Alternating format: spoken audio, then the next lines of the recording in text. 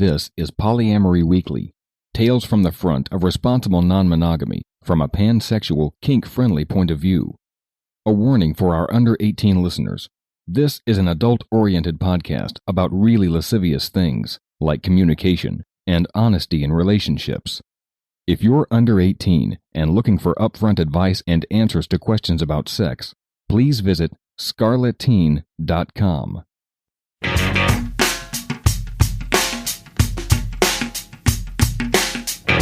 This is Polyamory Weekly, episode 507 for March 2nd, 2017.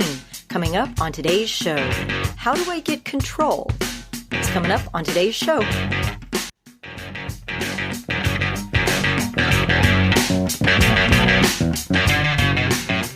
Hello, everyone. I am your host, Minx, and I have a brand new, I was almost said brand spanking new co-host.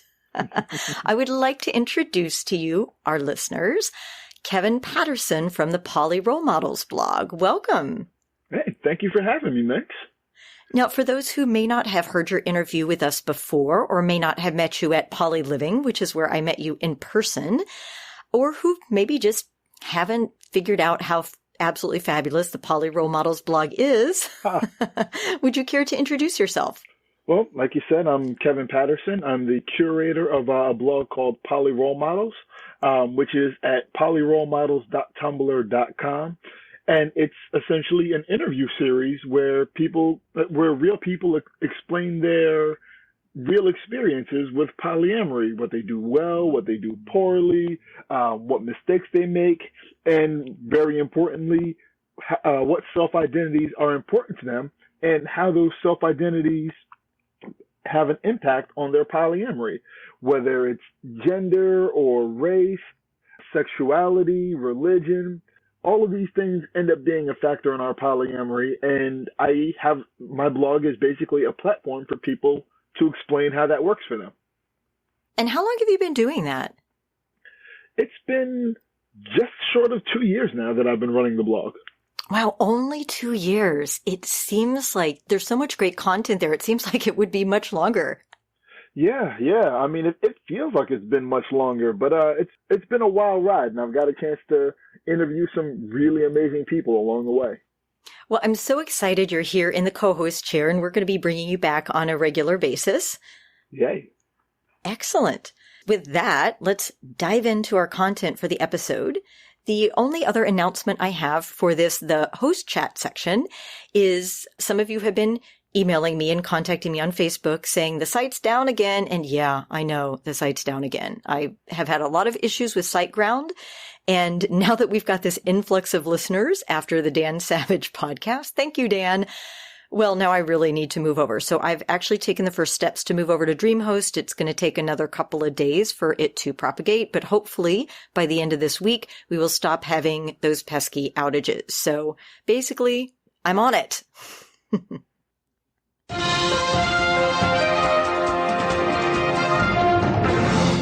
And for our Poly in the News this week, Carrie Jenkins, that we mentioned on last week's episode, has come out with a new book called What Love Is and What It Could Be.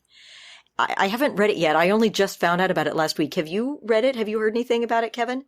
No, but I'm actually really eager. Carrie Jenkins wrote an article a while back that I was really interested in about, it's right here in the blog, about the polyamory stock photo with the feet sticking out from the white duvet cover. Exactly. I actually quote that article in a book that I'm writing, so I'm really excited to see where this goes. Okay. Oh, wait a second. What book are you writing? Well, I do a lot of workshops on race and polyamory, and I'm spinning that out into a book. And that's something that I bring up, not just the feet sticking out from the white duvet cover, but a lot of the stock images that we use to represent polyamory. Can I just say, it is really hard to find stock images that represent the immense amount of diversity that covers polyamory. Yes, you are not wrong at all. I try to make sure that I get people of color in the images, but there's also things like I want to include people of size, but stock images, it's impossible to find people of different sizes in one photo, or people of different levels of ability. I'm like, can I just get a photo of people at a family dinner where maybe one person is wearing a hearing aid or maybe one person's in a wheelchair? But no, it's like you can have all white people, you can have all black people, but you can't have people of different sizes, different colors, and different levels of physical ability. Or even maybe, hey, maybe there's a trans person in there. I was about to say, you don't see a lot of trans people. I mean, it's hard enough even finding multiple males in some of these stock photos. Oh, God, yes. It's very easy to spot one guy and many women, and they're almost always white, and they're almost always cisgender. It's hard enough to find just multiple male-bodied people. It's true, or of different ages for that matter. I try to make sure that not everybody in the photos are in their 20s and 30s, because there are people who are younger, and there are plenty of poly people in their 50s, 60s, 70s, and 80s that listen. Hello, everyone. I can usually find pictures of white old people, white people in their 70s, but finding pictures of people of different races in their 70s that are basically not doing something at the hospital is impossible. Yeah. And something I've noticed from the readership of my blog is, on the other end of the scale, a lot of the readership of my blog is people in their late teens, 16, 17, 18, 19. Some people who have yet to be in a polyamorous relationship, who are just sort of finding their way, but they need some level of representation as well. Yeah, absolutely. There we go, on a little rant. But I'm really curious to read this new book by Carrie Jenkins, and actually Alan has posted a new blog post about it that just came out a couple of days ago, entitled About Carrie Jenkins, Polyphilosopher Making Waves, where she has been profiled in some articles entitled I Have Multiple Loves, where she's making this philosophical case for polyamory. I guess the only thing I really want to say about this is that I'm glad that Alan's doing this series of 3 different blog posts on it, where he profiles her and her book and the media around it. And I just really want to read the book, I guess, is all I really have to say. Yeah, I mean, I definitely want to read it, and if I can find a way to reach out to Carrie Jenkins, I definitely want to have her on the blog. It's on my list as well, so I guess you and I need to get on that, don't we? Yes, we do. Oh, and can I just say one more thing, is that I like that it's a woman with 2 men. Huzzah. Yes. I mean, I know it's not quite as diverse as we might like, but it's very nice that it's not the MFF that you're so used to seeing in polyamory. So that's kind of nice. I'm judging on just a single photo here on the Poly in the News blog, but it's possible that she might be a woman of color as well. It's hard to tell. Is it rude to ask about her identity? Maybe we should both interview her and ask her about that. I think if we give her a platform to bring it up herself, she'll let us know all about it. But like I said, I'm just judging by a single photo.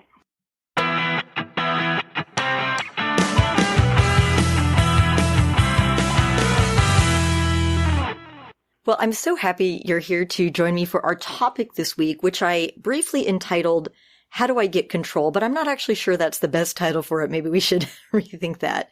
Yeah. Yeah. This was a fairly long email from someone who titles herself Lost and Confused. So I'll read a quick summary, or my personal summary of what she wrote. So Lost and Confused is part of a couple. They're fairly new to poly. They've been poly with another couple for about 1.5 years. And at some point she'd taken a break from the other husband, but then picked up again a few months ago. But they hadn't been having PIV, that's penis in vagina sex. So then on New Year's Eve, the two switched couples went into separate rooms, and her husband said he wasn't planning on having sex with the other wife, and Lost and Confused didn't end up having sex either that night, but then discovered the next day that her husband and the other wife had quote unquote briefly had sex and that he didn't finish. So she was upset about that. And then a few weeks later, the couples were together, and she also said she didn't want her husband and the other wife to have sex, but they did, and then ended up stopping it to come downstairs and chat with them. So basically, she says she's feeling jealous and insecure right now and doesn't really understand why. Now, I'm going to read you a little bit of what she wrote exactly, because I think it shows a high level of self-awareness and willingness to do the work. Yeah. She writes, I'm a people pleaser and I care so much, maybe too much, about what other people think and feel. I don't like confrontation.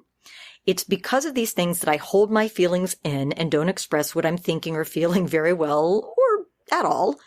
I've been trying just to work through these feelings and have told my husband that I'll just work through things and he should continue seeing her. But at this point, he feels that he pushed me into this life and that I'm not really okay with it. And she expressed to me yesterday that she felt similar, that I would, quote, take it all away. I truly believe that I don't feel that way and wasn't pushed into this life at all. A couple weeks ago, my husband and I decided on a weekly date night to help us focus on our relationship and reconnect. I had expressed that I felt like the girlfriend and him get a lot of one-on-one time together. So she concludes, we've not joined a poly group yet, which I know we need to do to get that network. I have your 8 Ways book, but I haven't finished it yet. I also just downloaded The Ethical Slut yesterday. I want to be able to work through all these feelings, but I feel like I first need to understand what's the cause of them before we can fix the problem.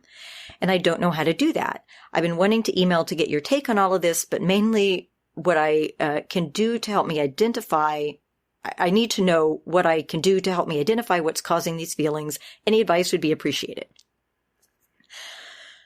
Okay. Not uncommon situation. What are your initial thoughts, Kevin? My initial thoughts are on the name of the topic, where it's written as how do I get control, when any suggestion I would give is based on how do I leave control, or how can I, just sort of leave control behind? Where it seems, and just in reading it and hearing you reread it, it seems like she wants control over the sex life of her husband and this other partner. But why? Like, I think there's a lot of hard questions you have to ask yourself in terms of what's the worst case scenario here? Like, let's say her husband and his girlfriend, the other wife in the relationship, have an incredible sex life. What is she fearing will happen to herself and her husband? And how much of that is realistic versus just, a bunch of insecurities? Yeah, I think I did Lost and Confused a bit of an injustice by speedily abbreviating this, how do I get control? Because while her actions do appear to be those of somebody who's trying to have control over, her husband and the other couple, what she writes and what she says about herself is that she's really trying really hard to own her shit. Yeah. And first, I just have to give you props, Lost and Confused, for doing a lot of things right. So first of all, good for you for taking the first step to owning your shit, which is to say you recognize that you're having these feelings and you recognize that they are your feelings to deal with and to understand and then to communicate to your partners and your metamors. I think that's awesome. That's half the battle right there. And the steps you've taken so far, like realizing that you're not good at communication, realizing that you're bad at confrontation, realizing you need a poly network and taking the first steps to doing that, realizing that you need more education and getting books and like all of those, that's all the right stuff to do. So give yourself a hand for doing that. And before you beat yourself up for not being able to identify these feelings. Yeah, that is a lot of hard work and introspection that a lot of people avoid completely. So good job there. Yeah, exactly. And I think what you're experiencing is what Lusty Guy and I call experience shock. Like, you like the idea of poly, you get it in principle, and then you get into the actual situation and you're like, oh my God, sex is going to freak me out. It's totally going to freak me out if they have sex. Freak. And then you beat yourself up because you're like a good poly person would be okay with her having sex. So now I'm not a good poly person. And you kind of beat yourself up for it. When the truth is, it's a brand new situation. You haven't been in this situation before. You don't know how you're going to react. Your reaction may completely surprise you. And it did. So why are you beating yourself up for not knowing exactly how you respond to a situation that was completely new to you? There you go. There's almost something to be said about the word choice. When after she mentions that she's a people pleaser, she says that she doesn't like confrontation, and I wonder if this has to be a confrontation. This could be an easier conversation if you don't frame it as something where you're going to be at odds. Where it could just be, a simple conversation over lunch just saying, these are my feelings. I understand that my feelings, don't have any sway over your bodily autonomy, but here's where I am, and I just want to make sure that I'm heard in saying these things. And it might turn into something productive, like just a reasonable conversation that both parties or all four parties get a lot out of, without it having to be sort of like a fight. I'm glad you picked up on that. I noticed that too, and I'm right there with you, lost and confused. I'm a tiny 100-pound girl. I am terrified of confrontation, even if it's just verbal. I'm terrified of confrontation on the internet. When I'm typing a response to somebody who is confrontational on Facebook, Lustig, I will tell you, I'll literally be shaking. There's not even a confrontation of any sort of physical or emotional level. It's just, I'm not very good at dealing with that. But I like what you said, Kevin. And one of the things I think I would encourage Lost and Confused to do is, it looks like what you're doing is assuming that your feelings are your own, which I think is good, but then also assuming that you have to deal with your feelings alone and then produce the positive result to share with your partners. And I'm not sure that's always the best way to go. I mean, if you want to process on your own, sure, that's great. But since this involves everybody else, like Kevin says, why not see if you can have the courage to do that processing with your partners or your metamors, right? Maybe you do need to sit down with your partner and or metamor and say, here's what I'm thinking. Here's what I think I might be afraid of. Maybe brainstorm with them. This could be a great thing that you guys work on together. Maybe the best solution isn't that you go off into a corner, figure out what you're feeling, and then come back. Maybe this is something you guys can work out together. I know it's scary because if you don't know the answer, it's kind of hard. What do you think, Kevin? Now, another thing you can do to sort of de-escalate any possible confrontation is, instead of maybe making sort of a big group meeting where you discuss what's going on, you can just make them minor check-ins, 10, 15 minutes here or there. My partners and I talk regularly throughout the day. My wife and I, we shower together and have conversations in the shower about what's going on with her week, what's going on with my week, how she's feeling, how I'm feeling.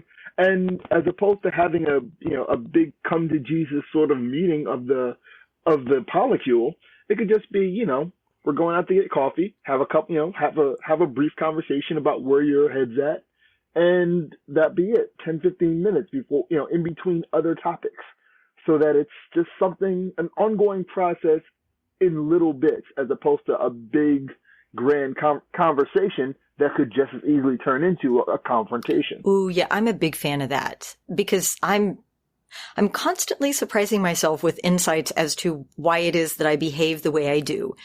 And now she did say that she and her husband are setting up a date night so they can actually sort of have those conversations and do it on a regular basis, which is good. It sounds like she might have adopted the relationship check-in model. And I like, Kevin, your idea. Maybe she should do a relationship check-in with her metamor. Just say once a week, just do a quick little lunch or a quick little dinner, or maybe even just like a couple of texts saying, hey, just checking in. I'm feeling pretty good about our relationship. Or, hey, checking in. I'm feeling really confused about our relationship, but just so you know, I'm thinking about it. Yeah. That's pretty reasonable. And then it sort of de-emphasizes sort of I don't want to say de-emphasizes the importance, but it takes sort of the weight off of the conversation, where it's a lot of little things as opposed to any one big thing.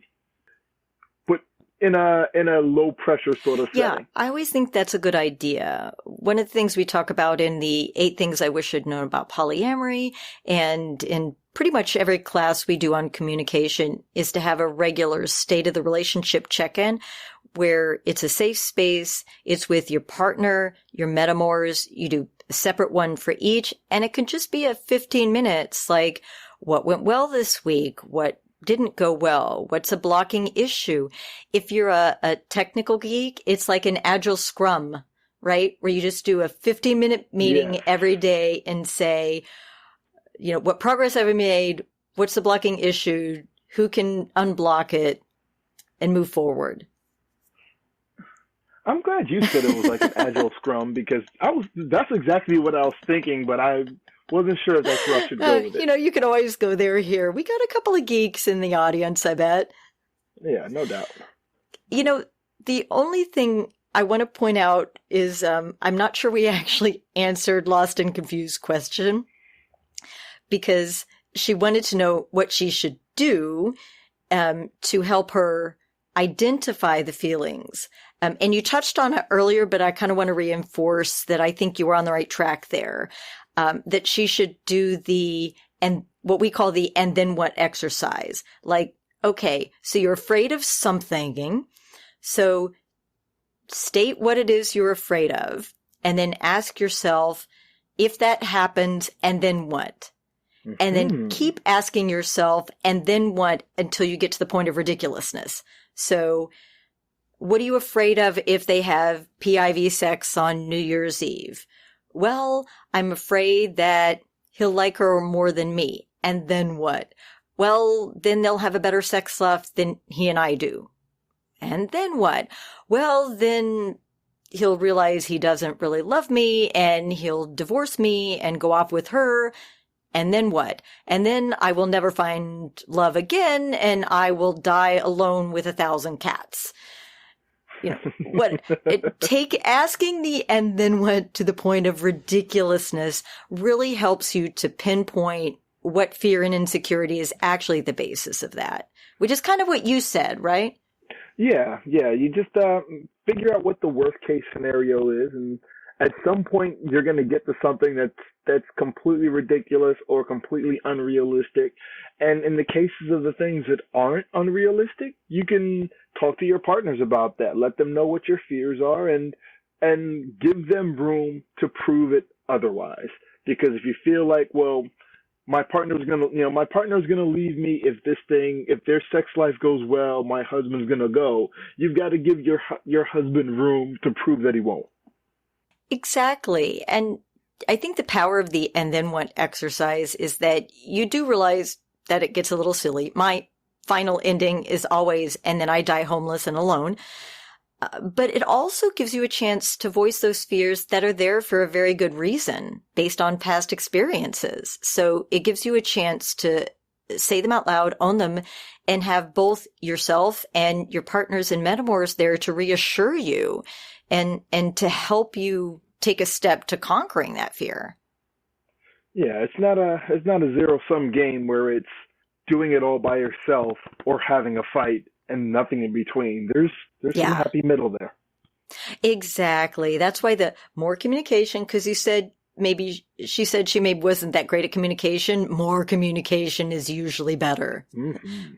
More often in a nice, safe space where it's not a big fucking deal is usually better. Yeah.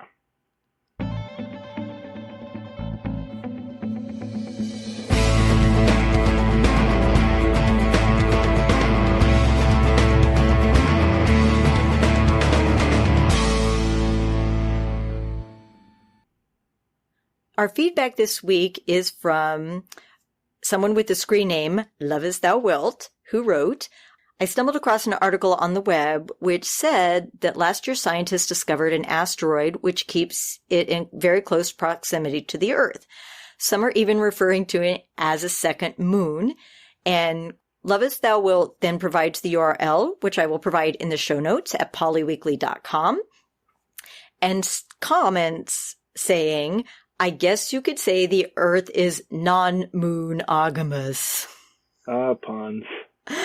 Oh, puns. You listeners, you're lucky I love you so much that I will actually read your puns on the air. Now, Kevin, you were commenting about the listener's username, Love As Thou Wilt?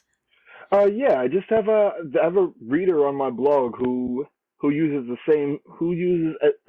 same or a similar screen name. Someone really supportive, someone who likes and reblogs a lot of my stuff. So I was wondering if it was the same person.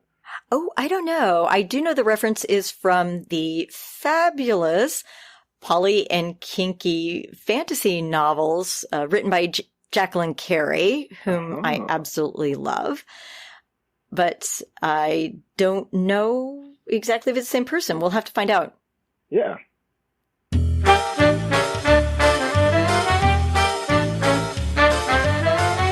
It's time for your Happy Poly Moment of the Week, brought to you by friendly polyamorists everywhere.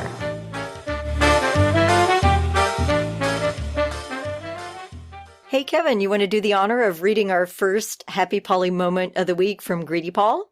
Yeah, I will. So Greedy Paul writes, 2 weeks ago, I was feeling horribly sick.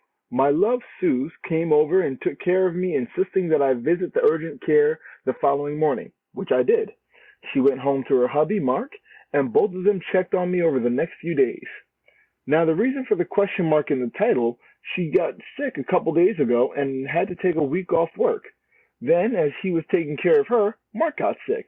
Work took me to Seattle for several of the days they were sick, so I was only able to take care of them in a small part of their downtime. We are now on the mend and heading to Sin in the City in Las Vegas. Love my family. Communication rocks. That's really great. Absolutely. I do love the stories of people taking care of their partners and metamors when they're sick. That's just one of those times when you know who your real friends are. Absolutely. I just had a big flu epidemic in my home where 3 out of the 4 people that I live with were sick, and there was a lot of partner taking care of children so that wifey and I can do our own thing. So I love that you call her wifey. That's awesome. Our next Happy Poly Moment of the Week is from Polly Wonderlust, it's kind of long, but it's good, who writes, I grew up as a fundamentalist Christian. My father's a pastor, and for most of my life, I thought I was also called to be a pastor. Married when I was 21 as a virgin, with my primary motivation of getting married being the ability to have sex. Huzzah! My wife is an incredible woman, but we've never been sexually compatible. For the first 6 years of our marriage, I thought I was perverted and broken for my sexual desires. I'm sorry. Thankfully, I finally came to a realization that my shame was unjust and that my faith was built on nothing that I actually believed in. It was around this time I first learned about polyamory.